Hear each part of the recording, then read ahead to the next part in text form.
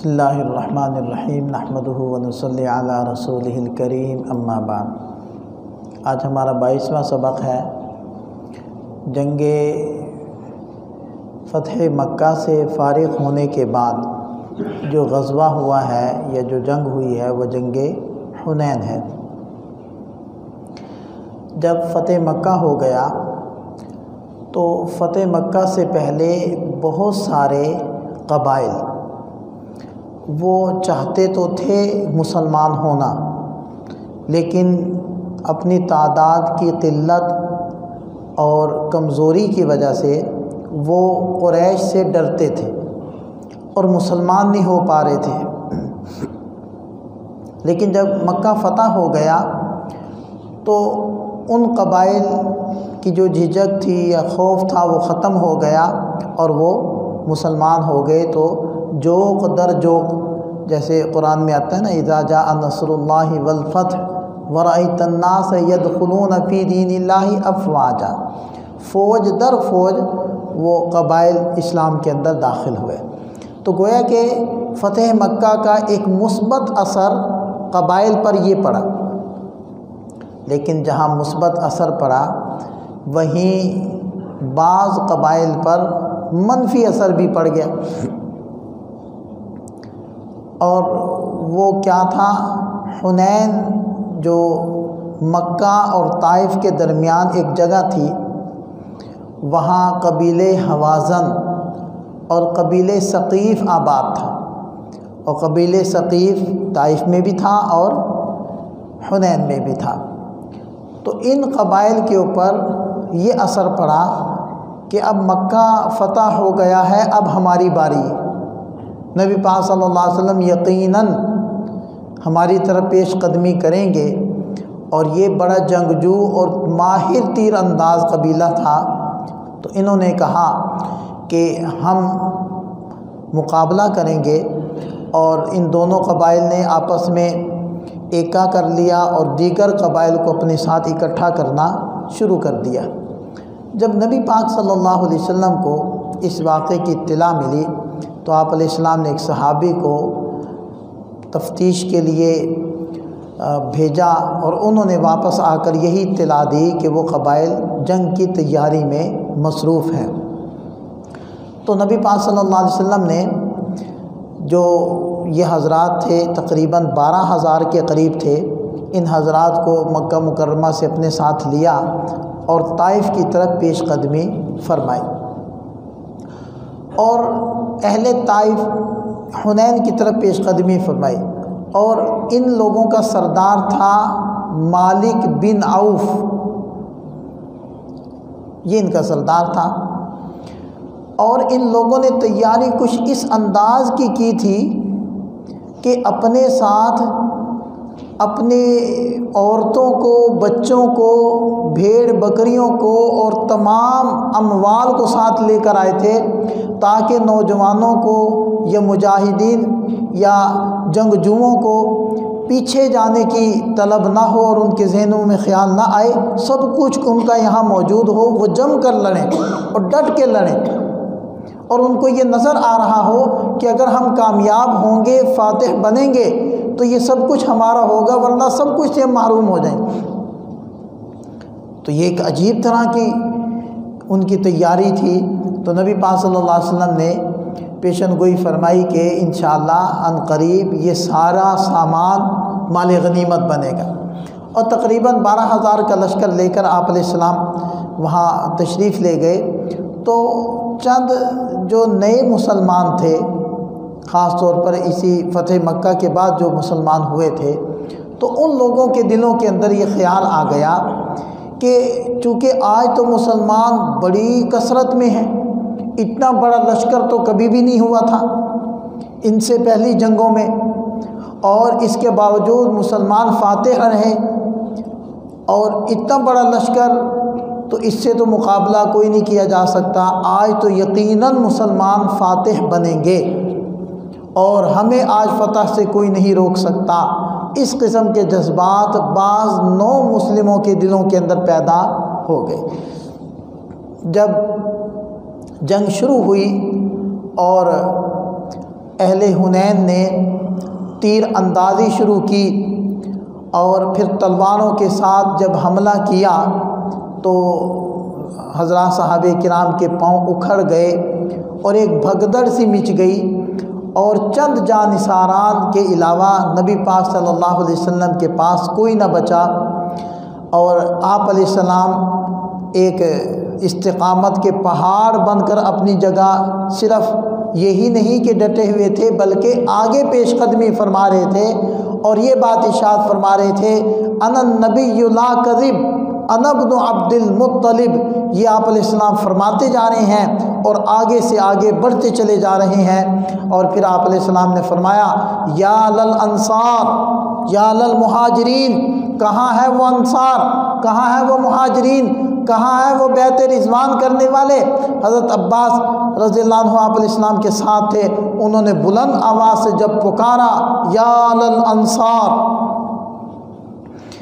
और या लल मुहाजिरीन, अब वो जो भागने वाले थे उनके कानों में आवाज़ पड़ी और वो फिर पलटे और ऐसे बिजली की तेज़ी के साथ सहाबा लौटे और दोबारा से मजमा इकट्ठा हो गया, लश्कर तैयार हो गया और अब सब ने मिलकर जो हमला किया, अब मुखालिफ यानी कबीले हवाज़न के पाँव उखड़ गए और वो भागे, बहुत सारे कत्ल हुए, बहुत सारे कैदी बने और बहुत सारे भागकर औतास और ताइफ की तरफ निकल गए। इसी को अल्लाह ताला ने बयान फरमाया कि वो यौम हुनैन, याद करो हुनैन के दिन को, इज़ आजबतकुम कसरतकुम, जब तुम्हें अपनी कसरत भली मालूम होने लगी, तुमने समझा आज हम गालिब ज़रूर आएंगे क्योंकि हम तादाद में बहुत ज़्यादा हैं। फलम तुगनी अन्कुम शैआ, फिर तुम्हारी कसरत ने तुम्हें कुछ फ़ायदा ना दी।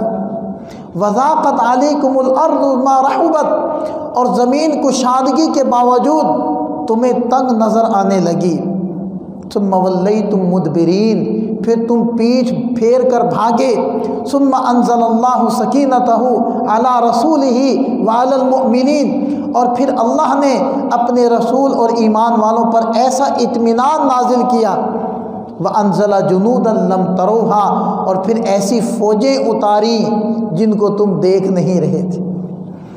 वअज़्ज़बल्लज़ीन कफ़रू, और फिर अल्लाह ताला ने काफिरों को अज़ाब में मुब्तला किया। वज़ालिका जज़ाउल काफिरीन, यही काफिरों का बदला है। तो इस तरीके से मुसलमान फ़ातिह बने। अब चूँकि बहुत सारे अफराद यहाँ से भागकर वो औतास में जाकर जमा हो गए थे, तो नबी पाक सल्लल्लाहु अलैहि वसल्लम ने हज़रत अबू आमिर अशअरी रज़ियल्लाहु अन्हु उनको सिपह सालार बनाकर कुछ सहाबे किराम की जमात देकर उनको औतास की तरफ भेजा। ये हज़रत अबू मूसा अशअरी रज़ियल्लाहु अन्हु जो मशहूर सहाबी हैं उनके चचा हैं, और ये हज़रत अबू मूसा रज़ियल्लाहु अन्हु भी इस लश्कर में थे। तो वहाँ जाकर फिर इन हज़रात का मुकाबला हुआ, तो दरीद बिन अस्सम्मा ये वहाँ का सिपह सालार था और ये हुनैन की जंग के अंदर भी ये शरीक था, दरीद बिन अस्सम्मा, और ये तकरीबन बूढ़ा आदमी था। तो इसके लश्कर ने हमला किया और हज़रत अबू आमिर अशअरी रज़ियल्लाहु अन्हु को एक तीर लगा। तो हज़रत अबू मूसा दौड़े अपने चचा की मदद के लिए और पहुंचकर उनसे पूछा, चचा जान बतलाइए किस काफिर ने आप पर हमला किया। तो उन्होंने इशारा किया, तो हज़रत अबू मूसा गुस्से के अंदर भरे हुए उसके पीछे दौड़े। वो आगे दौड़ पड़ा और काबू में नहीं आ रहा था कि हज़रत अबू मूसा रज़ियल्लाहु अन्हु ने उसको रोकने के लिए और गुस्सा दिलाने के लिए कहा, ओ बेशरम, ओ बेगैरत इंसान। ये इस किस्म के जुमले सुनकर वो रुक गया और फिर दो बदू लड़ाई शुरू हुई। आखिर हज़रत अबू मूसा अशअरी रज़ियल्लाहु अन्हु गालिब आए और उस काफिर को कीफ़र किरदार तक पहुंचाया और वापस अपने चचा के पास आए। वो तीर निकाला, लेकिन वो चूँकि जहर में बुझा हुआ था तो बजाय खून के पानी जिस्म से बहने लगा, यानी जिस्म गलने लग गया।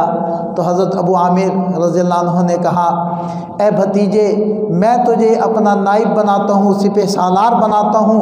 नबी पाक सल्लल्लाहु अलैहि वसल्लम को मेरा सलाम देना और दुआ की दरख्वास्त करना। ये जो हम कह देते हैं ना एक दूसरे को, भाई दुआ में याद रखना, ये असल में सहाबे किराम की सुन्नत है, नबी पाक सल्लल्लाहु अलैहि वसल्लम की सुन्नत है। उसके बाद हज़रत अबू मूसा अशअरी रज़ियल्लाहु अन्हु आगे बढ़े और गालिब आ गए उन लोगों के ऊपर। अल्लाह ताला ने मुसलमानों को यहाँ भी फतह दी, बहुत सारे तहे तेग हुए, गिरफ़्तार हुए और माल गनीमत हाथ में आया, और बहुत सारे फिर भी भाग कर ताइफ की तरफ निकल गए। हज़रत अबू मूसा अशअरी रज़ियल्लाहु अन्हु इस लश्कर को लेकर वापस हाजिर खिदमत हुए। कहते हैं कि आप अलैहिस्सलाम चारपाई पर बैठे हुए थे बान वाली, और आप अलैहिस्सलाम के जिस्म मुबारक पर उस बान के असर थे, यानी निशानात पड़े हुए थे। तो मैंने आकर अपने चचा जान की शहादत की ख़बर दी और अर्ज़ किया कि चचा जान वसीयत कर रहे थे कि आपको सलाम दूं और दुआ की दरख्वास्त करूं। आप अलैहिस्सलाम ने फ़ौरन पानी मंगवाया, वज़ू करके आप अलैहिस्सलाम ने हाथ उठा दिए। हज़रत अबू मूसा कहते हैं कि मैंने आप अलैहिस्सलाम की बगलों की सफ़ेदी देखी, इस कदर बुलंद आप अलैहिस्सलाम ने हाथ उठाए और दुआ की कि अल्लाह अबू आमिर के गुनाहों को माफ़ फरमा दीजिए और उनको क़यामत के दिन ईमान वालों में बुलंद मर्तबा अता फरमा दी।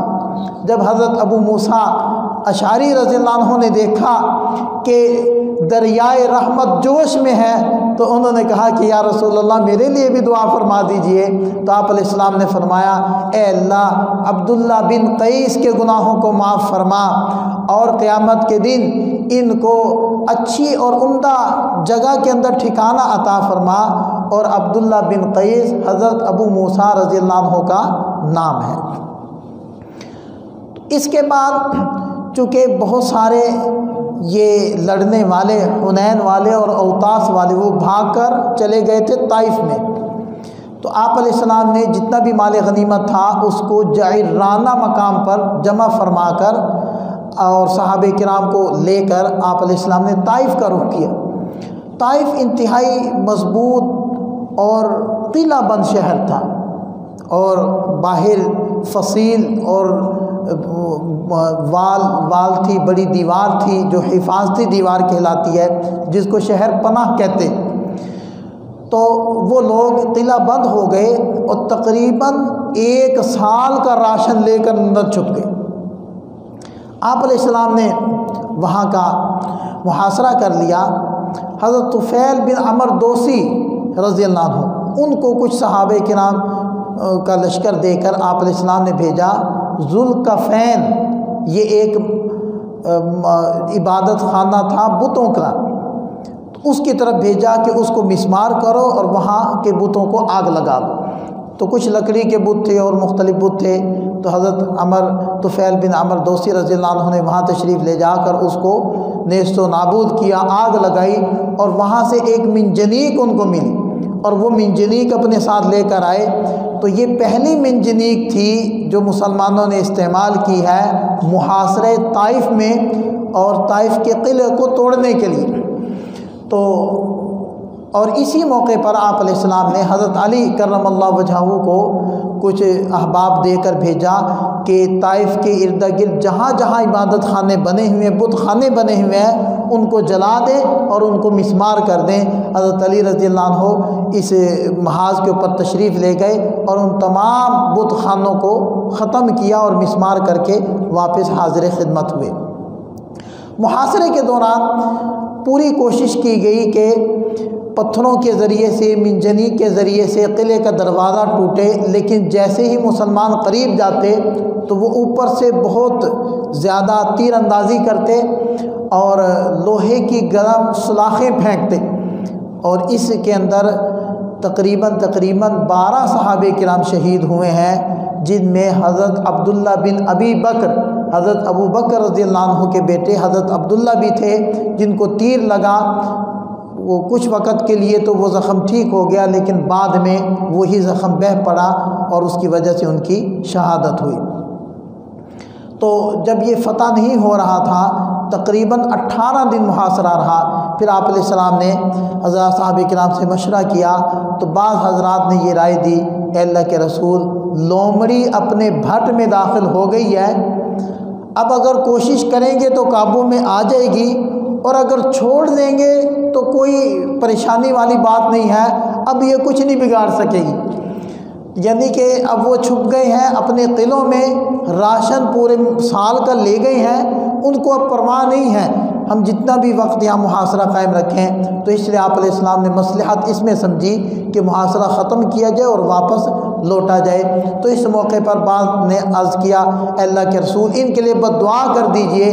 तो आप अलैहिस्सलाम ने हाथ उठाए और कहा, ए अल्लाह, अहले ताइफ को हिदायत अता फरमा ताकि ये मुसलमान होकर हमारे पास आ जाए। तो उस मौके पर भी दुआ दी। हालांकि अहले ताइफ कौन लोग थे जिन्होंने पत्थर मार मार के आप अलैहिस्सलाम को ज़ख्मी किया था। वहाँ से वापस तशरीफ़ लाए जिराना मकाम पर, जहाँ माल गनीमत जमा था, और तकरीबन 24,000 ऊँट और 40,000 बकरियाँ और कई मन चांदी और सोना और तकरीबन 6,000 कैदी, ये माल गनीमत वहाँ जमा था। यहाँ तशरीफ़ आकर आप अलैहिस्सलाम ने माल गनीमत तकसीम किया, और ख़ास तौर पर उन लोगों को जो फ़तेह मक्का के बाद नए नए मुसलमान हुए थे, अहले मक्का कुरैश, उनको आप अलैहिस्सलाम ने बड़ी फयाज़ी के साथ खूब अता फरमाया। किसी को 200 ऊँट, किसी को 300 ऊँट, किसी को 400 ऊँट, ऐसे माल अता फरमाया। अब जब उन पर नवाजिशों की भरमार की बरसात की, तो बाज़ नौजवान जो अंसार थे उनके दिलों में ये बात आ गई कि लड़ाइयाँ तो हमने की, बदर में हमने लड़ाई की, उहद में हमने की, और खंदक में हम लड़े, और फ़तेह मक्का में हम लड़े, हुनैन में हम लड़े, और नवाजिशें इनको। तो एक बशरी तकाज़ा था, एक बशर होने की वजह से ये ख्याल दिल में आ गया। तो उनमें से बाज़ नौजवानों के ज़ुबान से ये बात निकल गई कि हमारी तलवारें खून टपका रही हैं, और अताया आप अलैहिस्सलाम इन नए मुसलमानों को कर रहे हैं। तो इस बात की वजह से जब आप अलैहिस्सलाम को इस चीज़ की ख़बर मिली, तो आप अलैहिस्सलाम ने अंसार को एक जगह जमा फरमाया और इरशाद फरमाया, ए अंसार, तुम लोग गुमराह थे, अल्लाह ने मेरी बरकत से तुम्हें हिदायत दी। तुम लोग मुंतशिर थे, अल्लाह ने मेरी बरकत से तुम्हें जमा किया। तुम लोग मुफलिस थे, अल्लाह ने मेरी वजह से तुम्हें गनी किया। आज अगर मैं उन लोगों को कुछ देता हूँ तो तुम्हारे बाज़ लोगों की ज़ुबान पर शिकवा आता है, ए अंसार, क्या तुम इस बात के ऊपर खुश नहीं हो कि जब यहाँ से लौटें तो कोई ऊँट लेकर जाए, कोई बकरियाँ लेकर जाए, कोई कैदी लेकर जाए, और कोई सोना चांदी लेकर जाए, और तुम मुहम्मदुर रसूलुल्लाह सल्लल्लाहु अलैहि वसल्लम को लेकर जाओ। ए अंसार, अगर लोग चले एक वादी में और तुम लोग चलो दूसरी वादी में, तो मैं तुम्हारे साथ चलूँगा। ए अंसार, तुम लोग मेरे अंदर का कपड़ा हो जो मेरे जिस्म से लगता है, और बकिया सब लोग मेरे बाहर का कपड़ा है। ए अंसार, मैंने इस वजह से उन लोगों को अता नहीं किया कि वो मेरे नज़दीक ज़्यादा महबूब थे, वो मेरे नज़दीक ज़्यादा काबिल जो है अहमियत के काबिल थे, बल्कि इसलिए दिया कि वो नए मुसलमान हैं, उनका दिल ठहर जाएगा और वो माइल हो जाएंगे और इस्लाम पर पक्के रहेंगे। इसलिए नहीं दिया कि तुम्हारी मेरे दिल के अंदर कदर नहीं थी। आप अलैहिस्सलाम ये बात फरमा रहे थे और अंसार ज़ारो क़तार रो रहे थे और उनकी दाढ़ियाँ रो रो कर तर हो गई थी। और उन्होंने कहा, अल्लाह के रसूल, ये चंद नौजवानों की ज़ुबान से ये जुमले अदा हो गए हैं, वल्लाह हमने ये बात नहीं की, हम आपसे माज़रत खा हैं, हम खुश हैं, हमें अल्लाह के रसूल चाहिए, हमें और कुछ नहीं चाहिए। फिर देखें अल्लाह के रसूल सल्लल्लाहु अलैहि वसल्लम ने भी फिर उनके साथ साथ निभाया है।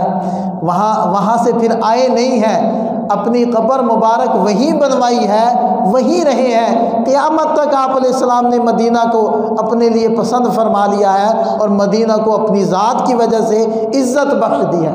वरना अगर आप अलैहिस्सलाम मक्का मुकर्रमा तशरीफ़ ले आते, मदीना में किसने जाना था? सुभान अल्लाह। इसमें भी अल्लाह ताला की बड़ी हिकमतें हैं। उलमा फरमाते हैं कि अगर अल्लाह ताला मक्का मुकर्रमा में ही अपने हबीब को ले आते तो लोगों की नीयत ही खालिस ना होती, ना अल्लाह के लिए ना अल्लाह के हबीब के लिए।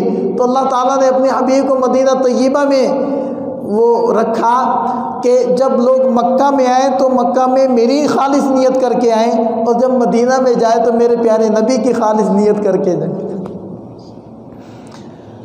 तो इसके बाद ये अम्वाल तकसीम हो गए। अलबत्ता कैदियों को आप अलैहिस्सलाम ने तकसीम नहीं फरमाया।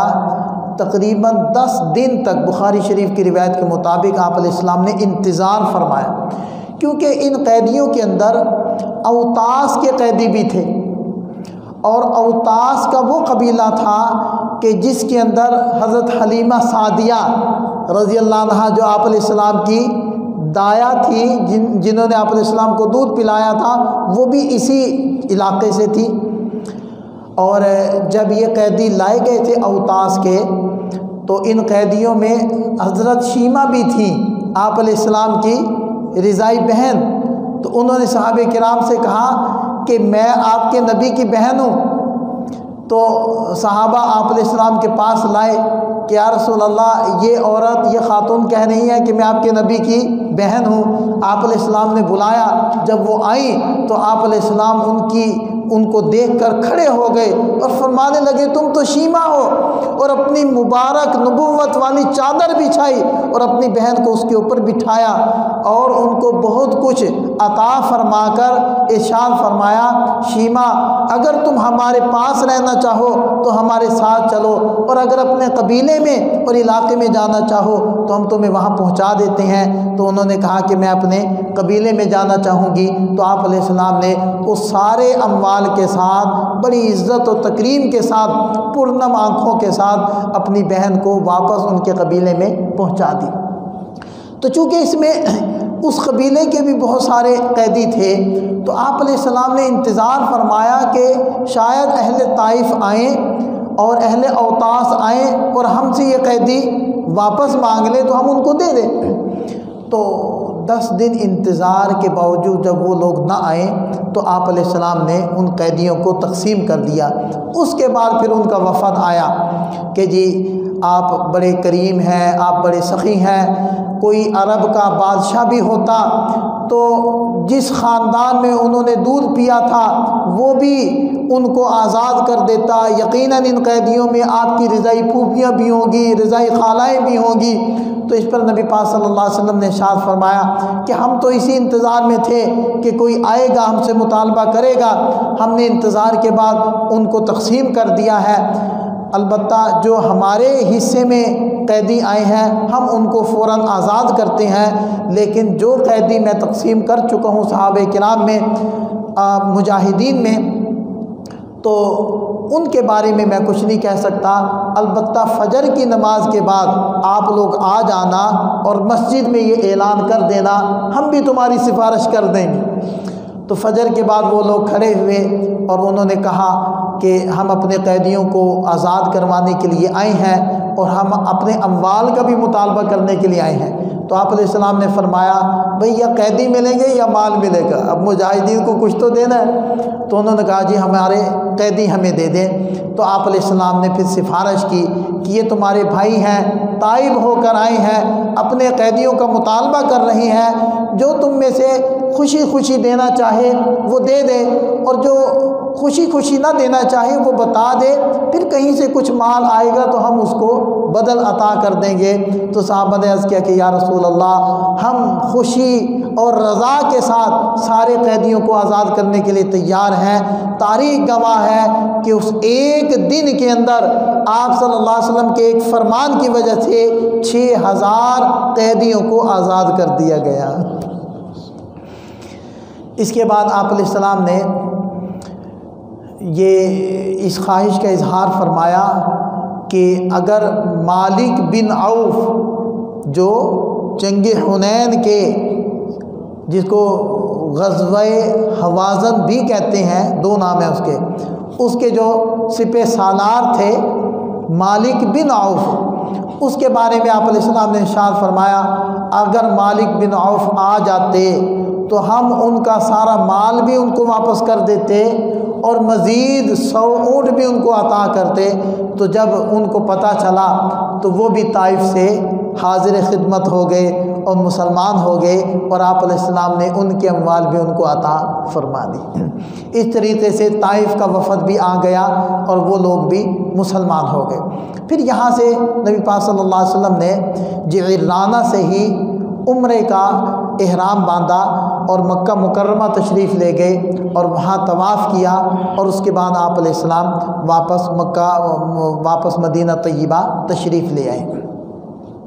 इसी 8 हिजरी के वाक़यात में से एक वाक़या ये भी है कि आप अलैहिस्सलाम के जो बेटे थे हज़रत इब्राहीम, जो हज़रत मारिया क़िब्तिया रज़ियल्लाहु अन्हा से पैदा हुए थे, वो 8 हिजरी में पैदा हुए और तकरीबन 2.5 साल की उम्र में वो 10 हिजरी के अंदर उन्होंने इंतकाल किया। और जिनके इंतकाल के मौके पर सूरज को गहन लग गया और आप अलैहिस्सलाम ने सलात कुसूफ पढ़ाई, सूरज गहन होने की नमाज़ पढ़ाई। तो इस मौके पर जैसे कि अरब में मारूफ था कि जो सूरज ये चाँद को गहन लगता है, ये कोई बड़ी हस्ती वफ़ात पा जाती हैं तो ये उसका असर होता है। तो आप अलैहिस्सलाम ने इस मौके पर उन लोगों का ज़हन साफ़ किया और इस गलती की इस्लाह फरमाई कि सूरज और चाँद के गहन लगने का ताल्लुक़ किसी की ज़िंदगी या मौत के साथ नहीं है, ये अल्लाह ताला की बड़ी निशानियां हैं और अल्लाह ताला इसके ज़रिए से अपने बंदों को डराते हैं। तो इसलिए इस गलती का भी आप अलैहिस्सलाम ने इज़ाला फरमा दिया। और इसी साल में आप अलैहिस्सलाम की जो बेटी थी हज़रत ज़ैनब, सबसे बड़ी बेटी, हज़रत अबुल आस बिन रबी रज़ियल्लाहु अन्हु की जो ज़ौजा थी वो वफ़ात पा गई थी और उनका एक बेटा था जिनका नाम उन्होंने अली रखा था और एक बेटी थी जिनका नाम उमामा था, जिनके बारे में हज़रत फ़ातिमा रज़ियल्लाहु अन्हा ने हज़रत अली करमल्लाहु वजहहू को ये वसीयत की थी कि जब मैं वफ़ात पा जाऊँ तो मेरे मरने के बाद अगर आप निकाह करें तो उमामा से करना। फिर हज़रत अली रज़ियल्लाहु अन्हु ने हज़रत फ़ातिमा रज़ियल्लाहु अन्हा के वफ़ात के बाद हज़रत उमामा से निकाह किया था, जो हज़रत फ़ातिमा रज़ियल्लाहु अन्हा की भांजी थी। तो ये भी इसी 8 हिजरी का वाक़या है।